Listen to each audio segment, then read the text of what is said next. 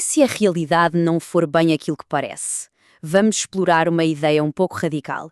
E se o nosso mundo for moldado não por factos concretos, mas por histórias invisíveis? Quase como um sistema operativo que está a correr por baixo de tudo o que conhecemos. Vamos aprofundar um pouco mais. E se as coisas que tomamos como garantidas, sei lá, o dinheiro no banco, a ideia de nação, até o conceito de justiça? E se tudo isso for, no fundo, apenas narrativas? Narrativas em que todos nós concordamos em acreditar? É essa a questão central que vamos tentar desvendar. Ok, então vamos lá. Quando ouvimos a palavra mito, o que é que vem à cabeça? Provavelmente histórias falsas, coisas antigas que não são verdade. Mas, para esta análise, vamos ter de redefinir essa ideia. Um mito, neste sentido, não é uma mentira. É o software, o código poderoso e partilhado que gera o nosso mundo, desde as crenças mais íntimas até às grandes estruturas da sociedade. Para começar a descodificar isto tudo, a nossa primeira paragem vai ser o lugar mais íntimo que existe, a mente humana. E o nosso guia nesta viagem às profundezas da psique vai ser o psicólogo Carl Jung. O que Jung nos dizia era que por baixo da superfície da nossa consciência existe um inconsciente vasto e muito ativo. E atenção, isto não é um porão escuro e esquecido. Pelo contrário, é uma parte super vibrante de nós, que está sempre a comunicar, a sussurrar-nos, digamos assim, através da linguagem simbólica dos sonhos. E aqui está o ponto-chave da visão de Jung. Para ele, os sonhos não eram só ruído aleatório do cérebro, nada disso. Ele via-os como mensagens diretas do nosso mundo interior, uma janela aberta para a nossa própria mitologia pessoal. E estes símbolos dos sonhos muitas vezes tomam a forma do que ele chamava de arquétipos. São padrões universais. Pensemos no herói que luta contra o dragão ou na sombra, aquela parte de nós que, bem, preferimos ignorar. Estes são os blocos de construção das nossas histórias pessoais. Ok, já vimos o lado individual. Agora vamos dar um salto. Vamos sair da mente de cada um e olhar para os mitos que nos rodeiam na sociedade, no nosso dia a dia. E para isso, vamos adotar o olhar do crítico cultural Roland Barthes.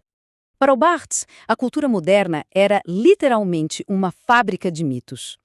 Ele analisava como coisas banais, como a luta livre, se transformam em símbolos. Na luta livre, o que menos importa é ser real. O que importa é o espetáculo da justiça, da dor e do triunfo do bem sobre o mal. Este exemplo do carro Citroën é perfeito para perceber o método dele. Barthes mostra-nos como um objeto físico, o significante, se funde com uma ideia, o significado, neste caso, a perfeição do futuro. Juntos, criam um mito poderoso. De repente, o carro já não é só metal, passa a ser um símbolo da salvação pela tecnologia. Muito bem, da mente individual para os objetos culturais. Agora vamos fazer um zoom out ainda maior. Vamos olhar para a própria fundação da civilização humana, com as ideias do historiador Yuval Noah Harari. A nossa biologia, aparentemente, impõe-nos um limite. Só conseguimos manter relações de confiança com cerca de 150 pessoas. A grande pergunta é, como é que saltamos deste pequeno círculo para construir cidades de milhões e nações inteiras? A resposta, segundo o Harari, está na revolução cognitiva. Nós desenvolvemos uma capacidade única, criar e, mais importante, acreditar em histórias sobre coisas que não existem no mundo físico. Foram estas ficções partilhadas que funcionaram como a cola que permitiu a cooperação em larga escala. É só parar para pensar um pouco. Uma empresa não é um edifício nem as pessoas que lá trabalham. É uma ficção legal, uma história em que todos concordamos acreditar e que permite que milhões de pessoas cooperem. E talvez o exemplo mais poderoso de todos seja o dinheiro. Pedaços de papel ou dados digitais não têm valor por si só. O seu valor existe apenas na nossa imaginação coletiva.